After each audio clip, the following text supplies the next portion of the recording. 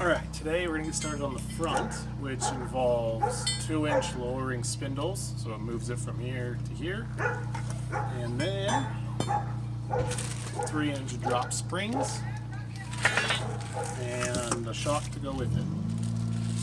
So it looks all fairly straightforward. We're going to take the brake caliper off, we're going to take the whole spindle off, and the wheel bearing will go in here. In the meantime, we got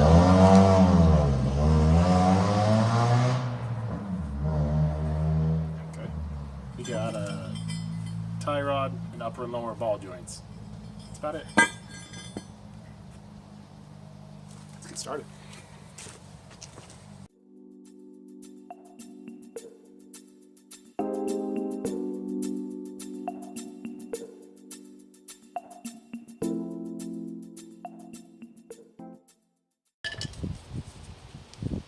This is your ABS sensor. Forgot to undo that first. And then tie your brake up out of the way.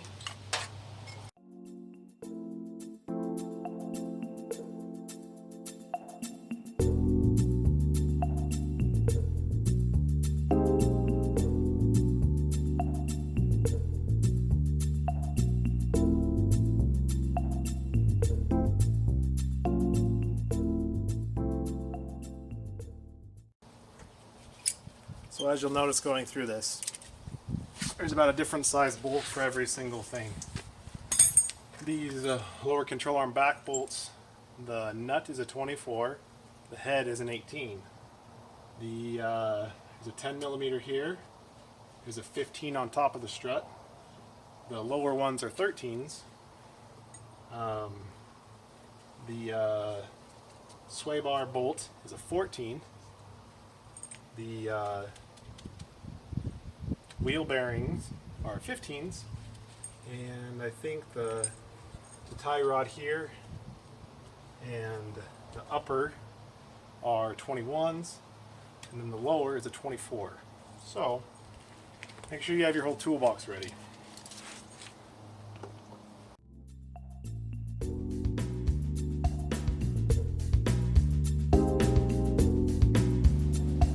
I lied. The upper is an 18. Still.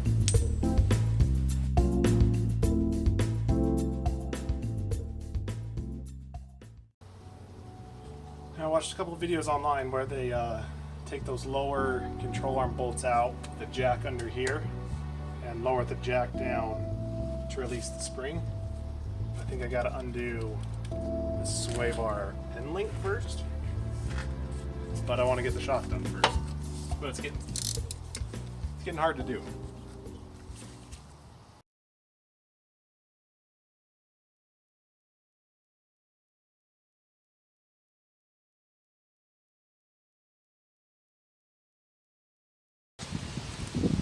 Alright, back out here working on the lowering kit.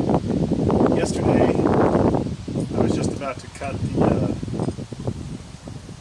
wherever it is, strut out, because the nut was stuck on top. But, got it. Didn't have to cut it. Hopefully the rest goes a little smoother. I got the jack underneath to hopefully lower the control arm the right way, since I did it wrong the last time. But I think we'll get started on sway bar end length, which is a 14 up through the lower control arm. We'll see if it'll break loose today. I soaked everything with PB Blaster yesterday, so hopefully it will.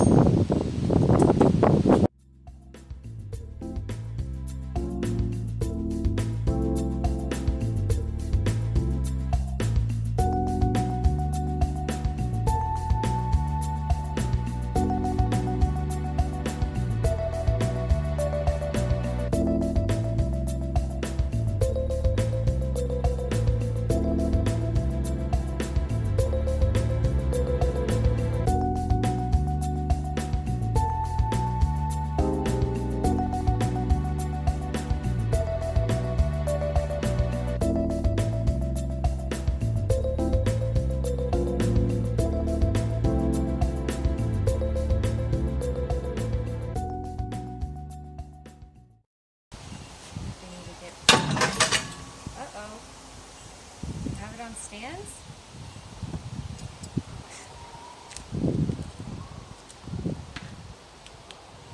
Totally off.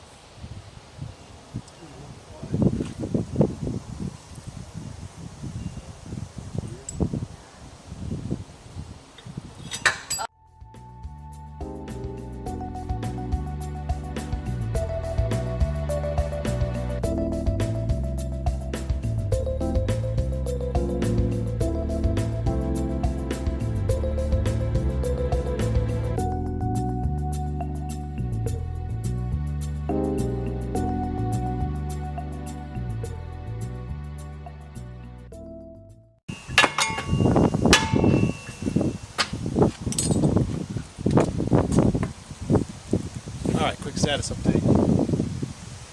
Got the upper ball joint out, sway bar end link out, tie rod. Working on the lower one. You saw how I lowered the spring out. I had a jack under here. I only managed to get one bolt out. That was enough. As you saw with this, I lowered out and I put the spring out. So I put those bolts back in. Now the lowering spring will go back in a lot easier because it's a lot shorter. So I'm trying to work on this lower ball joint, being stubborn.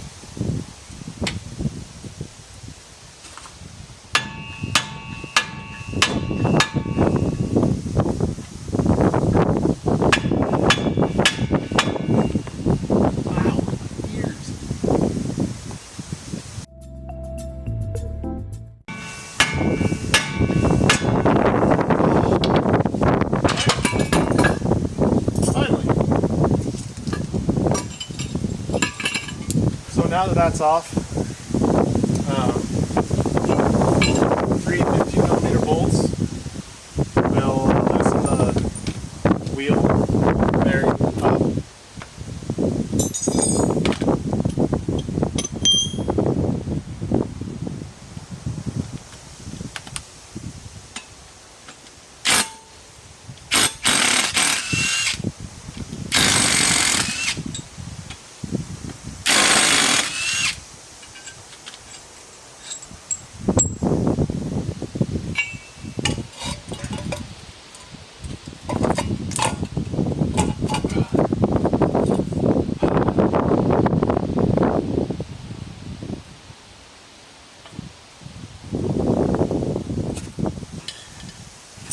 If you're just doing lowering springs, you don't have to do this part. You would just probably get it to where you need the spring out, put the new spring in, call her done.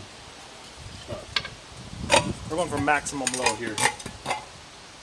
Probably regret it.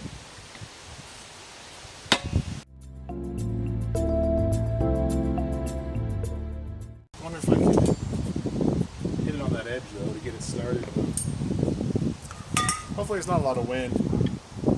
Yesterday we went from record highs in the upper 90s to today with a high of 70.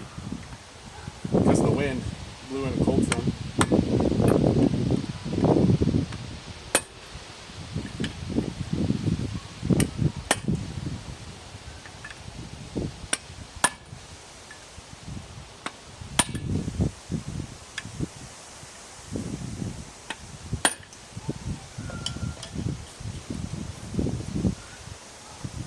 Didn't budge. I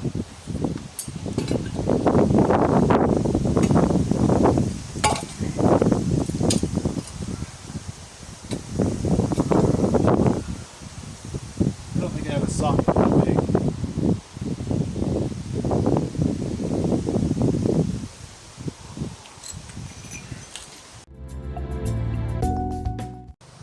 Alright, so we're balling on a budget here. I finally got it out. I used just a Harbor Freight chisel and hammer. Eventually came out, no problems. The instructions say to get rid of the dust shield. So this is the wheel bearing hub. It's pretty gross, so I'm going to clean it up. It's not bad, but I'm trying to save money where I can.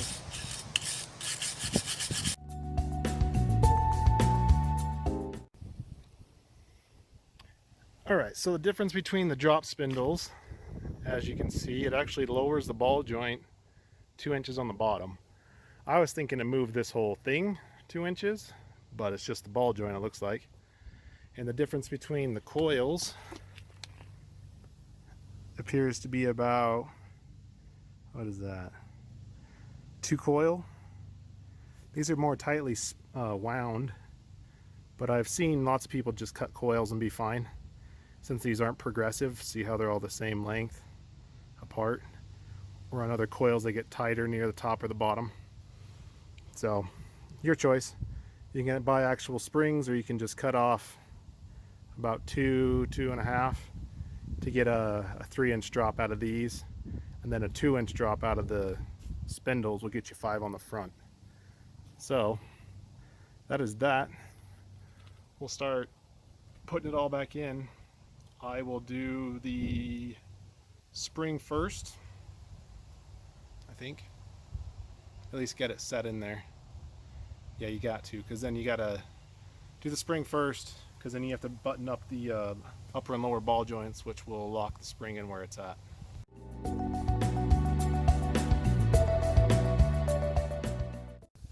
Okay, so now I will work on getting the spindle in here, because then the spindle will kind of clamp this in and lock this in place. I got the jack under it right now holding this, otherwise it'd be falling off. Oh, first, you gotta reinstall the hub into the new spindle.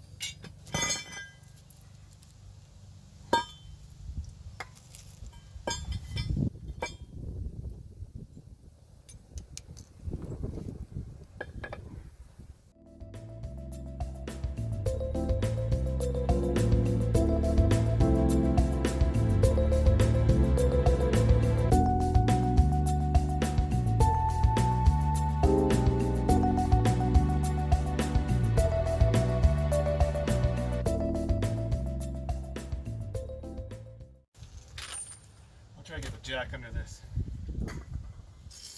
Maybe the pressure will open it up.